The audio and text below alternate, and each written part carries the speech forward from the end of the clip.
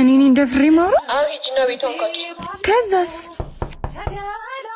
በርተንኳኳ ምናልባት ሲሆናላ እሱ ነው መሰለኝ። ቆይ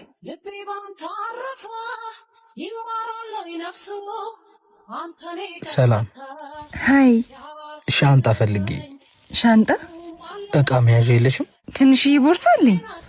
አበድሪኛ። እሺ ና ግባ። እሺ ይኸው። ምን ነው ልብሱንም ይዤው ልሂድ? ረስቼው። ቆይ ላውጣልህ። አላስበትንሽ። ተረጋግተሽ አውጪውና መተሽ እኔ ጋር ቀብይኝ። እሺ ግን የት ልትሄድ ነው?